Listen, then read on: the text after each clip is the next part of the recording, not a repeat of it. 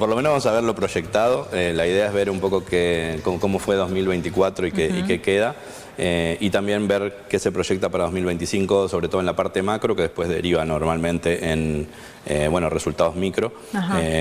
Y que bueno, también ahí hay grandes desafíos todavía, así que si quieren miramos un poquitito cómo vino, por ejemplo, el dólar y cepo, ¿no? Hay un gran punto que puede llegar a ser de inflexión, que puede ser ahí cerca de Navidad, el 24 de diciembre. Aparentemente vence el impuesto país, que ya se hicieron algunos retoques, pero en este caso ya se anunció que no se va a renovar. Es un impuesto que se le pone al dólar cuando consumís fuera del país, pero que agarra todos los consumos con tarjeta en dólares. Y muy probable se pueda usar ese momento donde se quita el impuesto país para que las brechas confluyan más todavía y se pueda dar un paso con respecto al cepo. Hoy tenemos un dólar oficial que más o menos está en 1022 más o menos, y un dólar MEP, que es el dólar financiero, que está en 1095. Si vamos al dólar blue, está en torno a los 1140 pesos más o menos, pero bueno, las brechas están bien cortas, y cuando se quite el impuesto país, el dólar tarjeta, que está en 1400, 1500 pesos, va a pasar a 1379. Bien. O sea, todavía le queda un impuesto, pero también quizás después se pueda llegar a quitar cuando aparentemente desaparezca, porque si empieza a abrir el cepo, siempre va a haber un mercado informal, porque siempre lo hay hasta incluso cuando no hubo cepo, pero va a estar siempre mucho más cerca de la cotización. Se ha equilibrado bastante el tema del dólar, ¿no? Esto que veníamos con subas, con bajas, que no sabíamos qué iba a pasar, que se disparaba. Bueno, yo creo que toda la economía tuvo, o sea, meses, vamos a poner, hasta marzo/abril, empezó a acomodarse, a estabilizarse. De marzo, abril, mayo a junio, julio, hubo un poco de ruido, la brecha se tensó, o sea, el dólar se fue el paralelo a los 1400 pesos por dólar. La inflación, ¿te acordás que hubo un mes que volvió a subir? Hubo una tensión ahí. Después, el gobierno ahí creo que leyó y hizo otro ancla, o sea, ancló más todavía la economía, ahí vino toda la reforma universitaria y demás, dando señales de que el ancla era lo fiscal. Y empezó como a estabilizar un poco eso de julio hasta ahora. También ayudaron otros factores externos, como por ejemplo, septiembre y octubre fueron meses de lluvia y eso ayudó a las reservas. El blanqueo fue súper exitoso. El blanqueo entraron 20.000 millones de dólares, o sea que casi lo mismo que teníamos en reserva. Entonces eso estabilizó desde, diríamos, de julio en adelante un poco más la economía. Ahí en la placa anterior, si podemos ir, te termino de decir, o sea, pueden confluir en torno a los 1.200 el precio del dólar en diciembre, o sea, estos ya cuando se quite el impuesto país y también los dólares oficiales y el MEP. En torno a este precio se puede llegar a tomar la medida de abrir de 200 dólares que se puede consumir en el dólar oficial a 400. No sé si te acordás que una vez se abrió un poco el mercado así, cuando decías, bueno, a partir de ahora se puede comprar 500 dólares por persona y por mes. Bueno, se va a buscar algo de eso. En vez de 200 va a ser 400 o 600 y ahí empezar a salir un camino del cepo que está muy bueno porque es gradual, y cuando yo veo que 200 lo puedo comprar, 400 lo puedo comprar, 800 lo puedo comprar, ya ni lo busco, porque ya sé que, y sobre todo si hay estabilidad. Es como poner un límite, ¿no? Es claro, como empezar a flexibilizar todavía el cepo, pero dando señales claras de que se va hacia una apertura, y cuando pasa eso ya el mercado paralelo también cae y ayuda a la estabilidad. En torno a los 1.200 dólares más o menos, a los 1.200 pesos por dólar, podría ser a fin de año. Ahora sí, la placa de inflación es más o menos cómo evolucionó la inflación durante todo 2024. El último índice que se conoció fue el del mes de octubre, 2,7.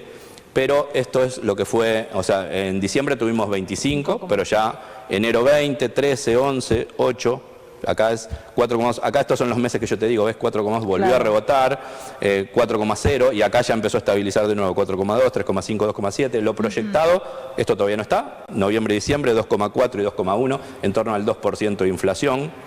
Cuando miramos si esto estimado se cumple, en diciembre tendríamos una inflación durante todo 2024 de 81,3%. Venimos de arriba del 200, pasaríamos al 81. Y lo proyectado, ya sí ahora la otra placa, es, según el presupuesto, el 18%, ¿no? Entonces, ahí sí fue bajando se estabilizó ahí sí en el 81% si es que se llega a ese número, o sea, es un buen paso. También el tema precios, dólar estable.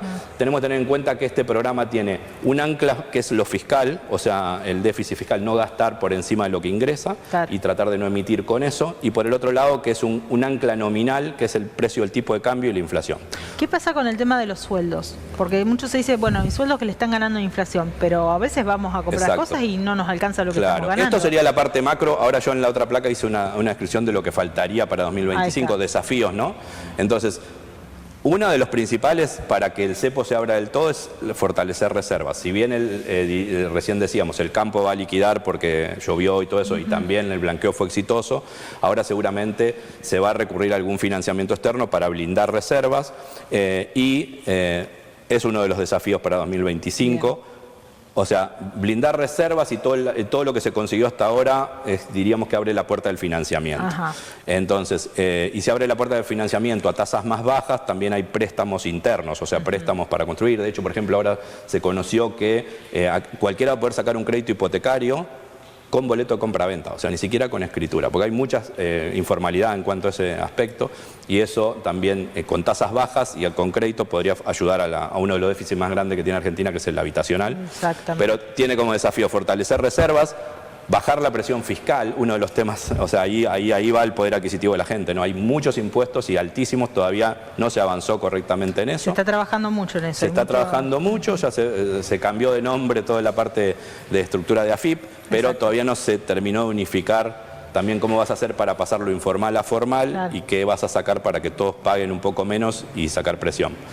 Inversión productiva, esto es lo que decía, o sea, tiene que llegar dinero de algún momento que sea inversión en producción para que eso después replique en aumento de empleo formal y también en aumento del poder adquisitivo, que es el desafío más grande que por ahí tiene, que al haber inversión productiva haya más trabajo, que al haber menos inflación y préstamos o más liquidez pueda llegar a revertir la parte micro, que sí todavía la tiene como desafío. O sea, los números macro son buenos, no tanto para festejar en lo micro, porque sí se pasó de mucha presión para hacer ese ancla que me refería, que es el del déficit, ¿no? Y también ya vemos la última, que tiene que ver un poco más con lo que está estipulado. Esto es presupuesto 2025. La inflación, dijimos recién, 81,3. Si terminan esos números va a ser este año, 2024, de enero a diciembre. Enero a diciembre de 2025 en el presupuesto está presupuestado 18,3 anual, eso es un 1,5 mensual más o menos. Desde mi punto de vista, bastante, diríamos, muchas aspiraciones. Yo creo que va a estar por encima del 25 y ya sería bueno.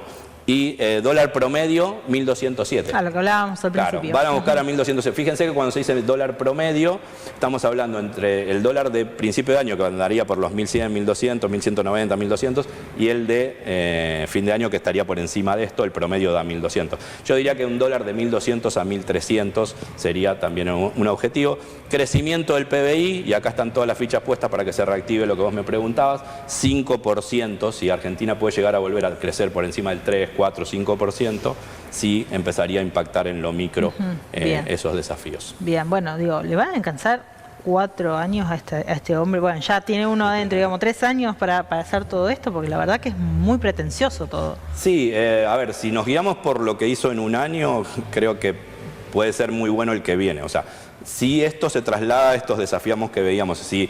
O sea, yo creo que hay desafíos macros cumplidos que eran muy difíciles de cumplir. Argentina no podía bajar la inflación, Argentina no podía tener un dólar estable, Argentina directamente no podía tener crédito. O sea, eso se fue a lo macro. Ahora, y se fue sin endeudamiento por ahora grande, ni tampoco emisión. O sea, ahora lo que falta es todo lo que vimos, ¿no? O sea, y eso sí es muy importante. Reforma fiscal, reforma laboral, poder subir el poder adquisitivo de la gente, una de las cosas más importantes. Y hacer todo eso sin que el ancla del proyecto, que es el déficit, se perjudique. Entonces ahí sí hay un desafío, y yo creo que se enfrenta un año, el 2025, donde sí va a ver para qué lado vamos, si se profundiza esta estabilidad económica o si se empiezan a generar dudas. Además, teniendo en cuenta que es un año de elecciones legislativas, entonces bueno, ahí también eso creo que pesa un poco. Exacto. Normalmente no sé qué estrategia harán. Yo creo que cuando se lleva una estrategia de austeridad, no necesitaría más que profundizar esa estrategia y no salir a gastar dinero en lo eleccionario. Pero bueno, nadie sabe qué va a ser la política en la economía, así que ahí hay también otro desafío, ¿no?